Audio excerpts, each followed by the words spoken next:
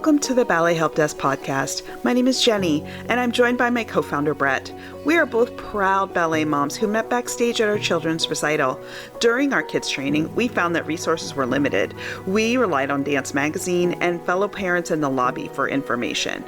Now that our children are embarking on their professional careers, we're excited to share our combined 20 years of experience as ballet moms with all of you. We'll be bringing in experts to help make sense of this complex world of ballet training.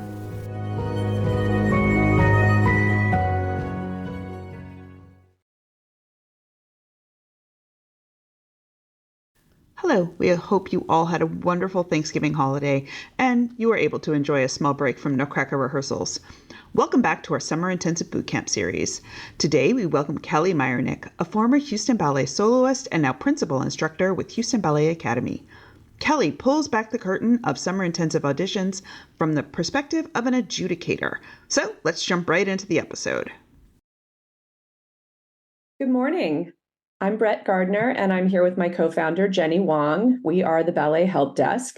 And today we are fortunate enough to be joined by Kelly Myernick. Kelly is the principal teacher at Houston Ballet Academy, and she is also one of the rehearsal directors for the second company of Houston Ballet, better known as HB2. So welcome, Kelly, and thank you for joining us. Thank you for having me. We really appreciate it. Today we wanted to discuss summer intensive auditions, how you run it at Houston, and just let's get into the nitty gritty. So what are 2 or 3 things that you love to see from students when you're in an audition room? I think that they are attentive and seem to be open-minded and willing to try things and willing to, maybe try on a new style. It may be a new style for them. I think just kind of simple, like clarity of movement. I think there's a lot that we expect to be teaching these students, so we're not necessarily looking for the dancer that's fully cooked. We're looking for coordination, certainly, like strength, coordination, potential, musicality. And I think it's really important to all of us that you see some kind of little glimmer of love for dance. I assume that most of these kids come in to the audition quite nervous. So that can be, that can kind of be tough.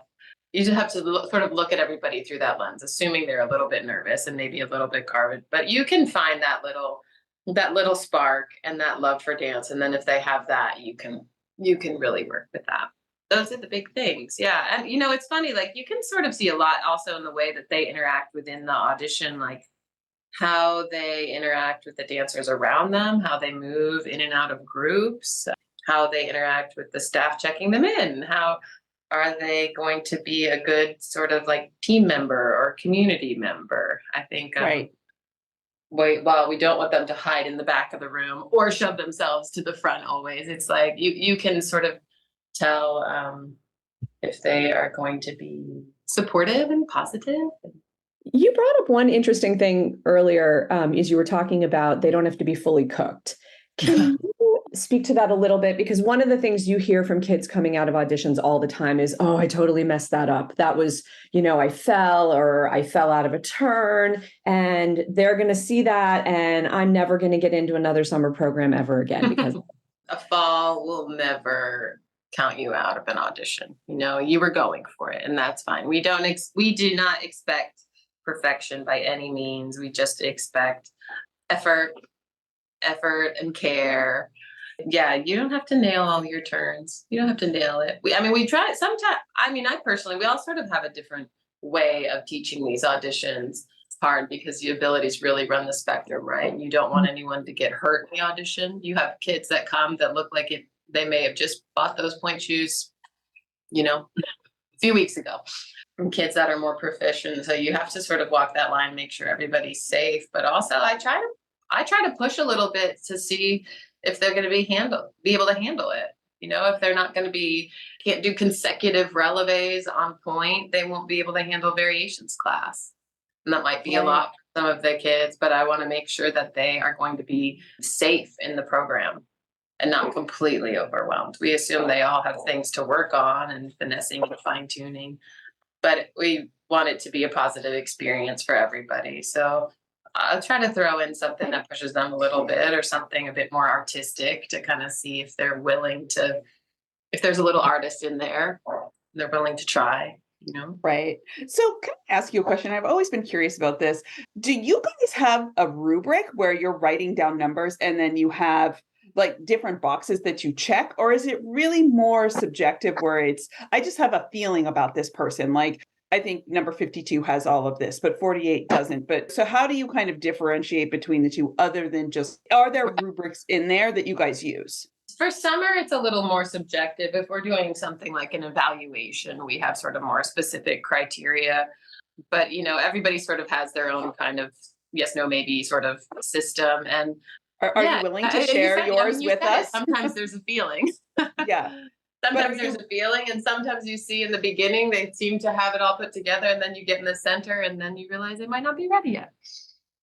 So throughout I remember we used to do auditions and they'd line you up and you'd have to do a grand plie in second position and they'd check your rotation. Like, we just don't do things like that anymore.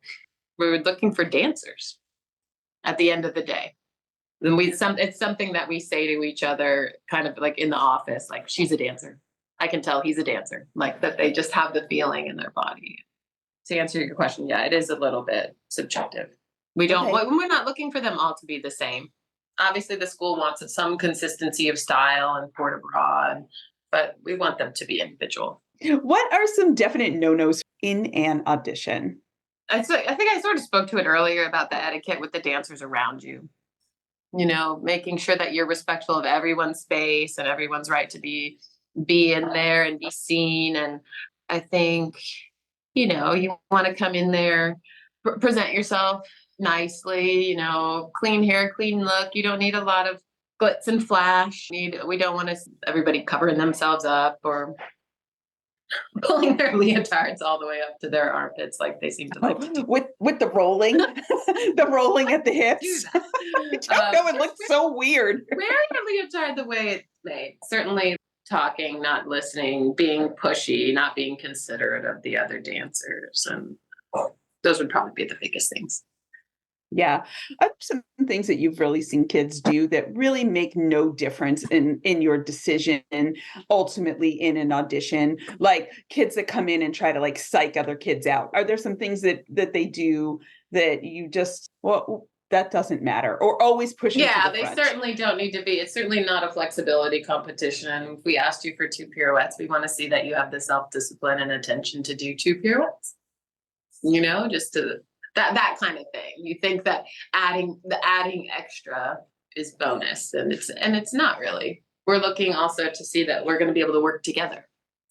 Sure. What about those ones that kind of hang in the back a little bit and maybe don't ever push to the front? Do you need to push to the front in order to kind of really get noticed? Or I would say not in our audition structure. We make sure that the groups are small, that everyone is seen, has multiple chances, like we really try to control that in the audition so there's no kind of advantage like that. I will say though that auditioning is something that they are going to do their whole lives. You audition till the last day of your career, not for companies, but for roles. And you're in that situation where you're in class having to show yourself. And so it is really something I had to really practice that, like not hiding in the back corner and practice coming to the front row and that practice that kind of vulnerability of being seen. It's a skill as well. And if you're not comfortable with it, it probably means it's something you need to try.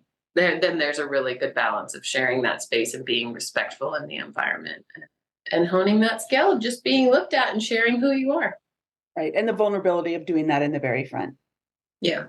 So I think practice it a little bit every day, just in your class environment, especially going into auditions. Don't wait to come to an audition and put on a show. Like really think about how you present every day. So I want to turn to video auditions. There are a lot of myths out there about video auditions. I know that everyone says video auditions are fine, but what's the real deal? Like a lot of people are worried that, if I send a video audition in, it's not as good as an in-person audition. Can you just speak to that a little bit? I mean, if I'm being honest, I think a live audition is always preferred, but we certainly have taken summer students from video auditions. It's rare that we'll take a student for something, it's never actually, that will take a student all the way into something like HB2 from a video. Summer, it can absolutely happen. For the year-long program, I think that's rare. Maybe it'll happen with an international student occasionally, and certainly happened a bit more during COVID. We want feel that dynamic in the room, like how corrections are taken, what is their kind of energy, and there's just some things that kids have and people have that get lost in a video. Just certain kind of magic qualities. Interesting.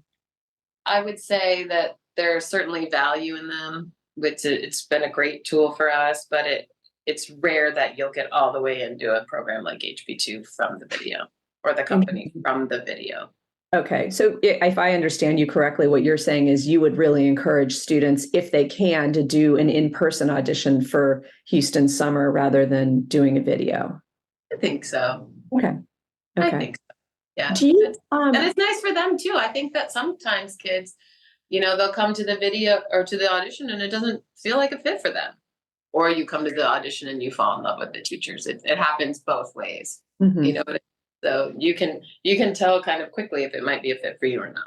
The student, I think it's too. I think that's actually a very, very good point that I think gets underlooked, is that students should be using these auditions as an audition tool for themselves to evaluate the school, because they tend to send their best and they're giving a great class. So it is a good indicator of what the program will look like in your daily technique class. So if that's a fit for you. So I'm so glad you brought that up. Both ways. Absolutely. Yep. I fell in love with Houston Ballet from the audition, from the teacher. And it was different than any other school for me, Well, and the other thing, we've talked to parents about is when you are attending a summer program, you might also be looking at that program to go year round. You need to make your decisions on summer, especially as you get older, more carefully. And so if you go to an in-person audition and you're thinking, maybe I want to try to stay, at least you get a sense of the vibe in the room when you're auditioning. And that strikes me as extremely important. Right. Yeah, I really think it is. I think that it's not necessarily about like being at the most prestigious school. You need to be where you feel like you're going to grow. Do I feel like these are people I can grow with? And it's not about necessarily being like the top number one favorite student. Everybody perceives that there's one favorite student. That's not true. That's not true. But a lot of times it is a feeling that I feel like we are invested in each other and going to grow together. So when kids are doing video auditions, there's also a belief that it needs to be super professional. So how much stock do you put in professional photography and professional videography? None. I mean, really, that's a question of resources and equity too, right? And we can see those things. That's not fair, Is it great when it's filmed at a nice angle with a clean background? We don't want a bunch of junk in the back. I mean, if you can find sort of the clearest space as possible, or a clear wall behind you, and a nice kind of sound quality, those are good. That's all important. And try to find a nice space to film in. Where you have some room to travel and you're going to feel comfortable. Yeah. And know your angles. Make sure we can see you well. I think it's a balance of making things too simple because you want to be perfect, and showing what you do well too. I know that they agonize over these exercises. We have a lot of videos. Fast forward through the videos when you watch them.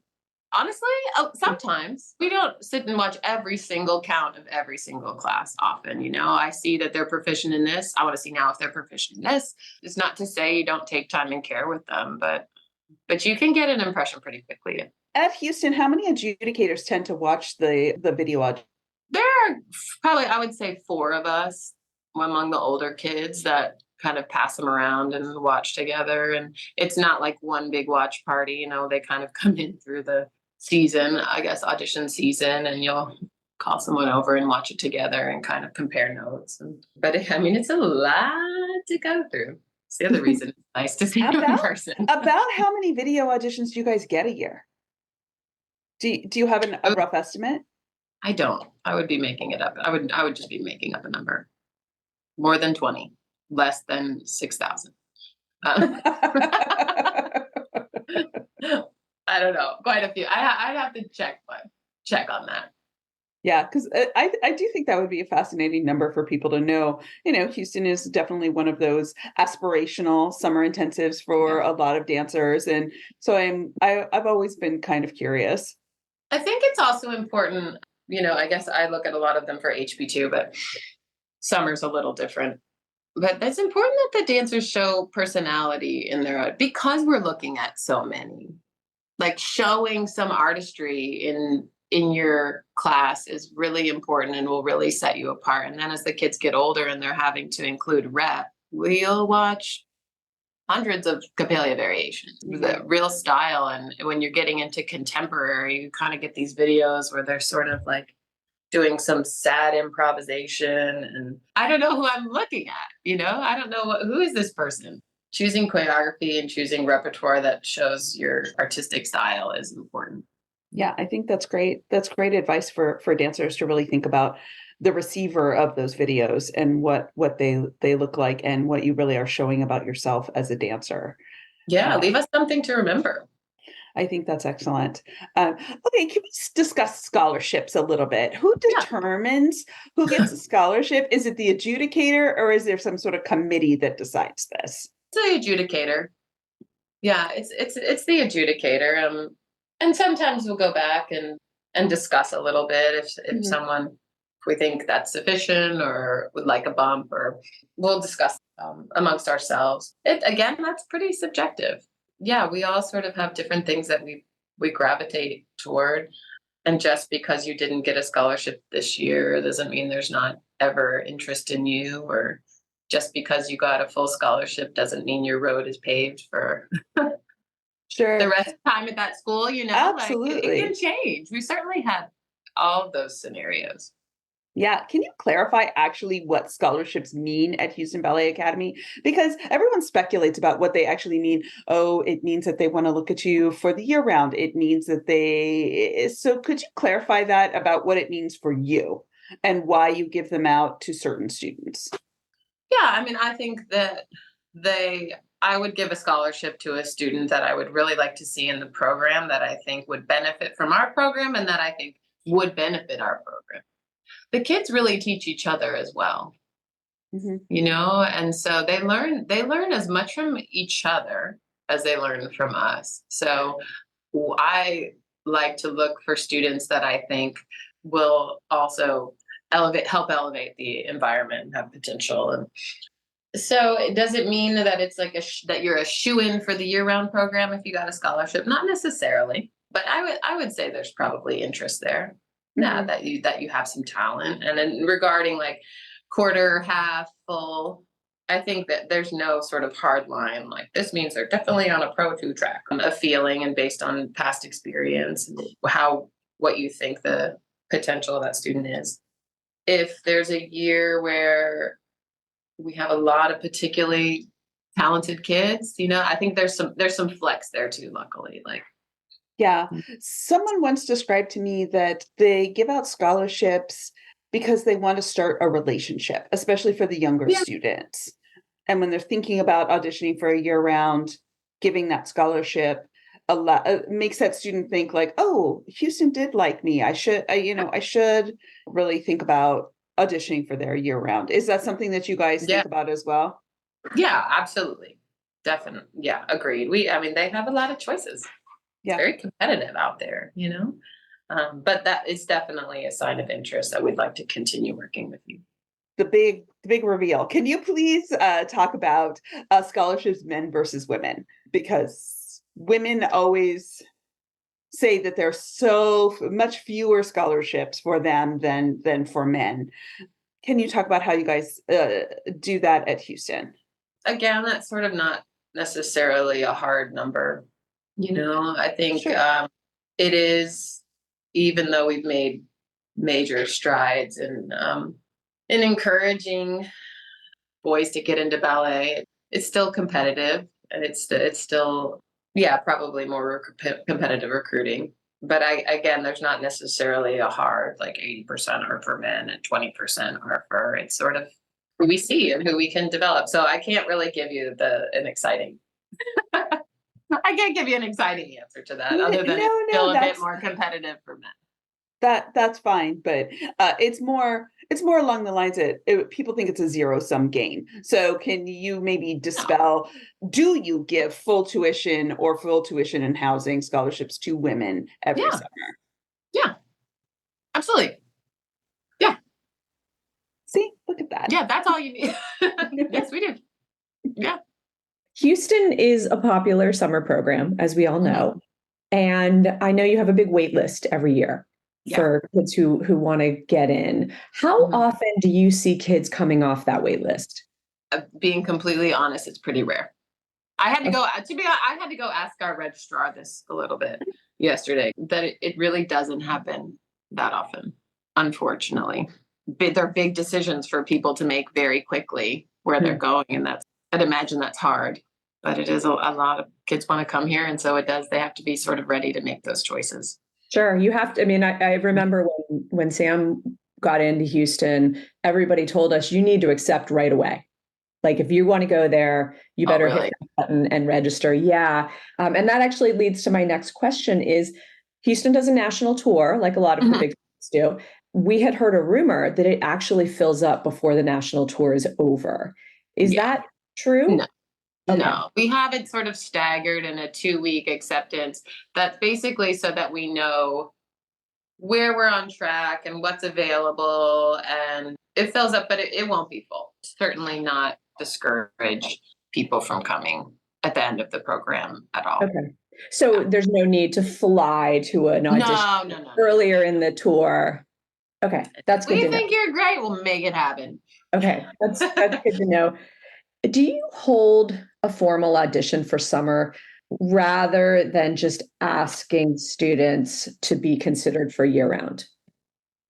Do you hold a formal audition for year-round in the summer program rather than just tapping kids on? It used to be sort of, I mean, I know when I was a student, you would sort of just get called into the office and invited to stay for the year. And now we hold it, I think it's maybe the 3rd week of the program, something like this, so that any student that's expressed interest can be seen kind of clearly. And I think that it probably works out better and more fairly. Why do you prefer to do an audition rather than just having kids check a box when they register saying, I'd like to be considered? It's a lot of kids, isn't it? Like to make sure that we all see everyone and get to know everyone, and just nice for us to sort of have all those prospective students in one room and look at them clearly and sit at a table and be able to discuss and say, we all saw the same things, or it's just a little bit, we all saw them in exactly the same class, not our own classes that are each a little bit different from one another. See it a little bit more objectively. I mean, certainly it's not all on that one class by any means.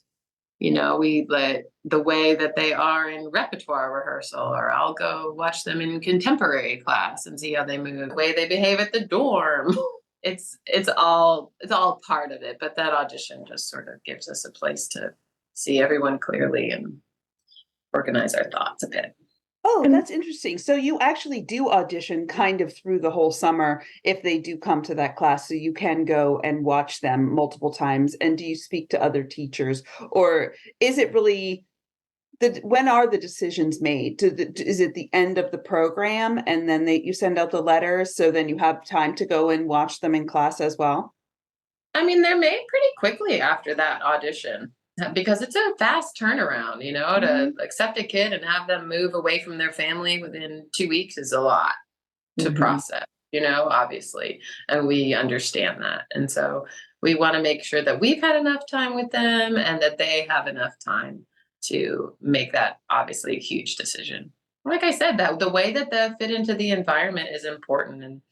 And it's part of why we do performance training in our summer program, how you learn choreography and how you express yourself and how you work within the group, and how we try to make sure that everybody has worked with everyone by the end of the program. it's hard to make it necessarily completely equal, but we would have liked to have had, for them to have had class with all of us at some point. Do you ever accept students into Houston Ballet 2 from the summer? It has happened, but it's pretty rare. Yeah, I would say that hasn't happened in a little while. I mean, Houston Ballet 2 they are a company, and we expect a lot of them. And I mean, they are very prepared for company life when they leave Houston Ballet too, but they have a lot of responsibility. They have a lot of responsibility within the academy, for company roles, and it's a small group. So it's really important that that's a good fit for them, for both of us, Mm-hmm. for all of us. They've got to be, it's rigorous physically and emotionally. I'm making it sound scary. I don't think it's scary. I think it's an amazing program. We've got to really know each other, Sure, but honestly, I almost think that's the reputation of Houston just in general for your summer program too, that it is rigorous. It is hard. Yeah. It's a lot of dancing. It's a full day plus a show. It's a lot. I mean, my daughter has never been so tired as when really? she was little. She came to your program when she was 12, but that first week she was like, "Mom, I can't. I'm tired. I am exhausted." And I do think that is something that, it's definitely a reputation of yours that you run an excellent summer, but it is a very rigorous, lots of dancing summer. So it's not surprising that yeah. Okay, Yeah. that's good to hear. Yeah. Yeah. Can we get a little insider baseball? Do you know the approximate acceptance rate into the summer program? Yeah, I think it's between 30 and 35, somewhere in that range from year to year. Yeah, so about 30%. That's really helpful, I think, for a lot of parents. On the day that a student shows up for an audition, what's some advice you have both for the parents and then also for the kids? I think get them there with plenty of time so the kids aren't stressed about being late, because you know how they are and they'll all be worried. So plenty of time, make sure they've eaten. What would I say? I was thinking about this like through the process. I think it's really good for the kids to do a lot of this legwork themselves. Like you tell me, what programs are you interested in and when are the auditions? These kids have to grow up really fast. And especially if they go away to a professional school, they have a lot of responsibility. And if they can practice now, kind of doing research and advocating for themselves and kind of getting this in their own hands, I think that's pretty valuable. Obviously not leaving it all entirely to them, but when they're starting to research companies and those auditions and that also they feel a little bit of autonomy in the situation, I think that's important practice for them. So to maybe just take a little bit of a step back and let them.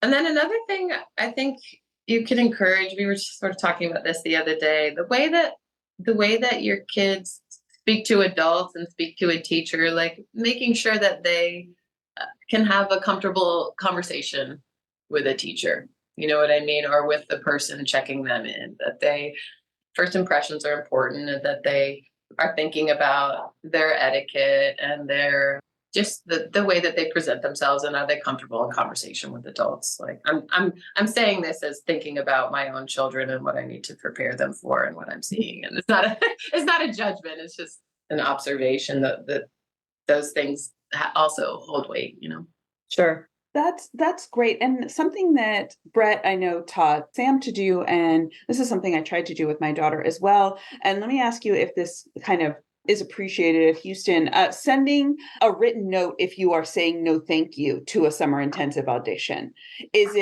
Would you rather see that email from a parent or from a student? Does that actually matter? And would you like them to actually send a note, or is it okay to just let the date pass them by? Or does it, and especially if they've received a scholarship? I think it's nice etiquette. I think it's really good practice. And I think that it coming from the student is really good practice. Mm-hmm. Yeah, we want that. They're going to have to really grow up fast and advocate for themselves a lot through their lives. So it certainly can't hurt. It helps us develop that relationship and get a sense of who they are. And I think that's great advice. Kelly, thank you so much. Is there anything that we have not asked you that you wanted to speak about today? Yeah, I think I can't emphasize enough. We're just looking for a dancer. Not a machine, not a robot, not a kid on Instagram who can do 15 pirouettes. We're looking for young artists, and we can kind of like continue this art form forward together. I do not. Well, I actually have one last question, if that's okay. Yeah. Do you look at students' Instagram profiles? I have. There is a belief Uh-huh. that, these kids feel like they have to build their brand online, but what's your feeling on that? Like, I wouldn't look at it for summer or for young kids at all. I don't want them to have that brand, really. Like, I want them to be so much more engaged with the work. But when I get to a company level and a recruiting level, I'm gonna be honest, I'll look the kids up. Do you look them up to see how big their Instagram presence is, or do you look them up to see, like, I know when I was a hiring manager, I checked everyone's Facebook and Instagram just to kind of get a sense of who the person was. I do, yeah. Okay. I do, and I know that scared. I told them that a couple months ago, and I know I really scared them. But that's the world they live in, and so they need to be smart about it. And it's not you posting daily videos of all of your pirouettes. It's if you have something that you're proud of that you want to show, like absolutely. But Instagram is not a recruiting tool. We do not consider your followers and subscribers in the acceptance process.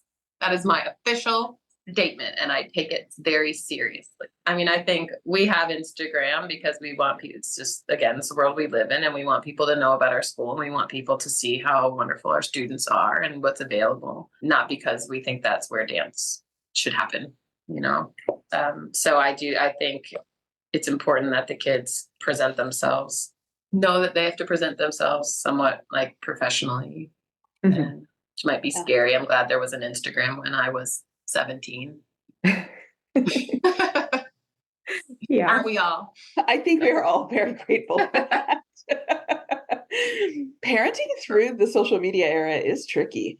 Oh, I can't even. My daughter's 9, so I'm not there yet, but I'm rapidly approaching. Seems, yeah. Buckle up. I know. It's interesting. I mean, I was very tempted to buy that T-shirt of when did I go from mommy to bruh? Like, bruh is the big thing now. That's what both my children call me half the time, and it makes Bruh? They call you bruh? Bruh. Yeah. It's great. It's super fun. It's getting better. How old are they? My son is 20 and my daughter's 18. Does your daughter still dance? She does. She's an apprentice at Pittsburgh Ballet Theater. Oh, really? Oh, great. Yeah. Did I teach your daughter? Probably. I don't know. She came to Houston when she was 12. Really long I might have time been ago. pregnant that summer.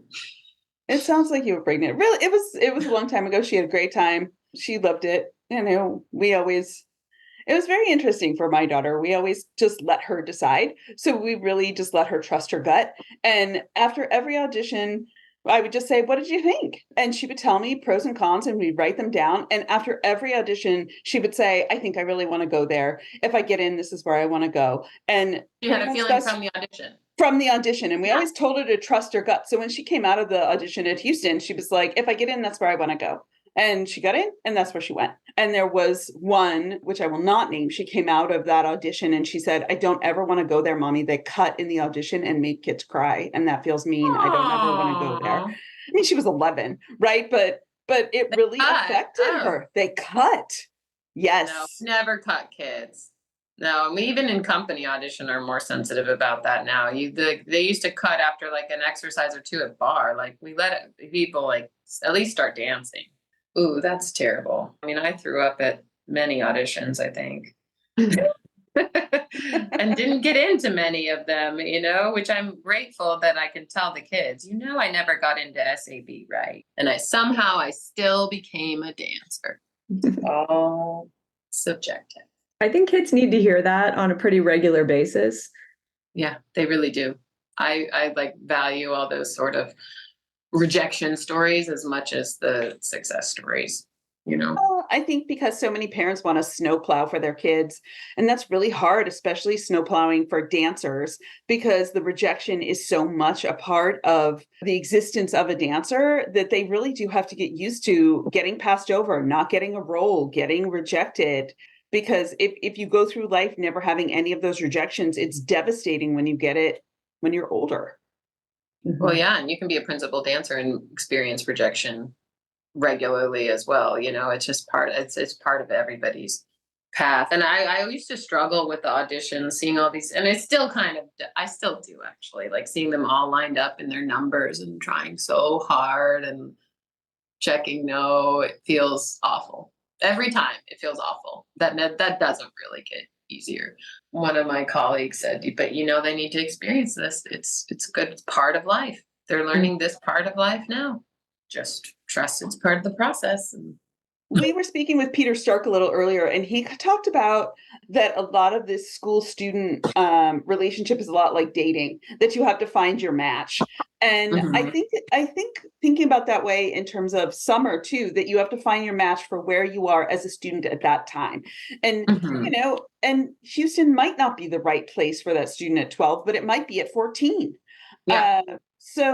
Do you want a big program like ours, or do you need something a little smaller at this moment? And those are things to consider.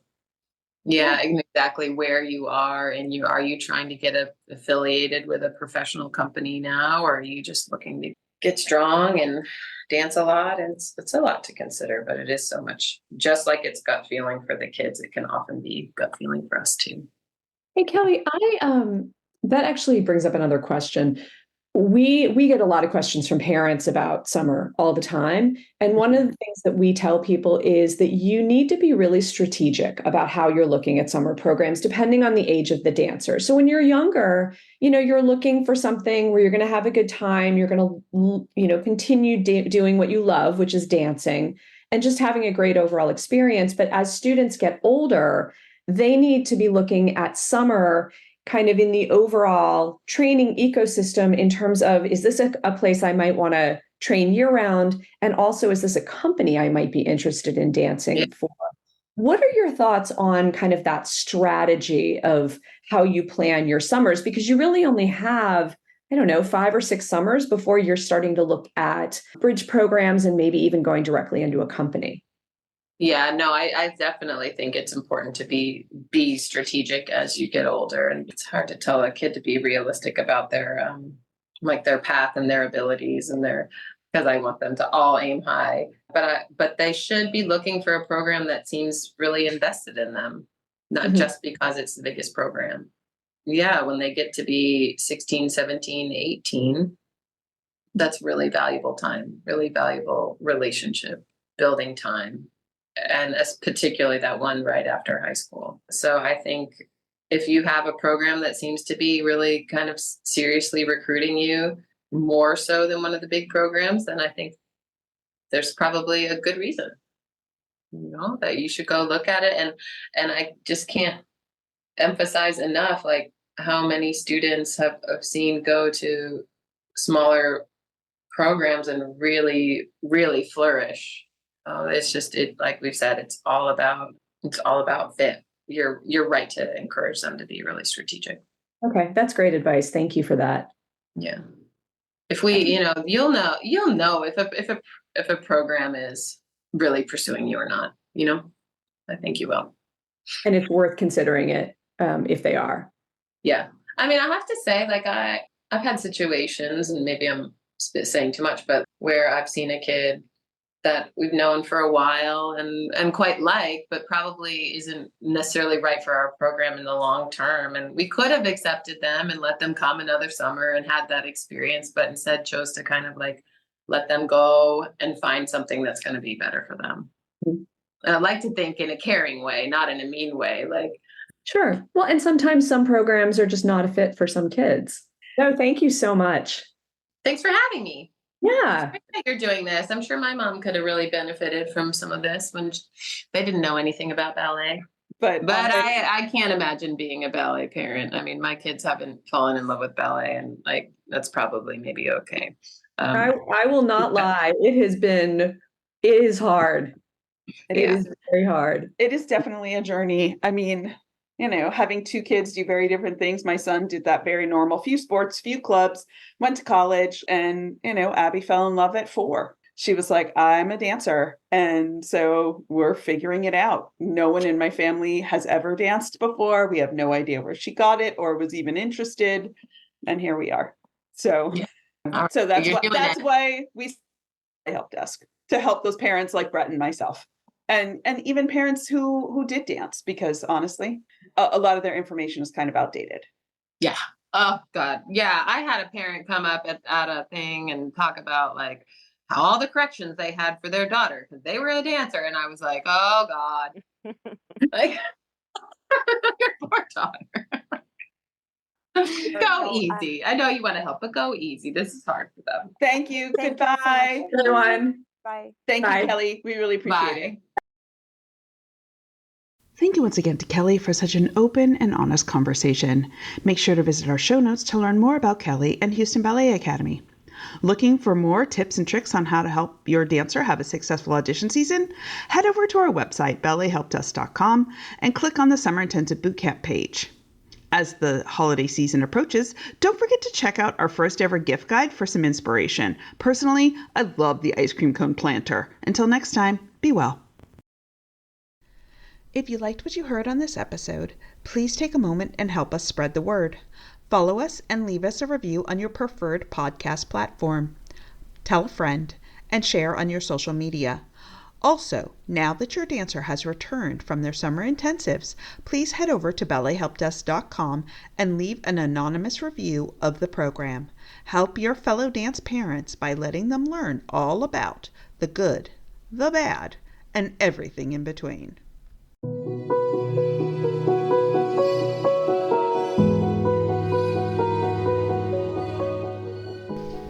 To stay in the loop on all of our latest content, subscribe to our newsletter at ballethelpdesk.com and follow us on Facebook and YouTube. Until next time, have a great day.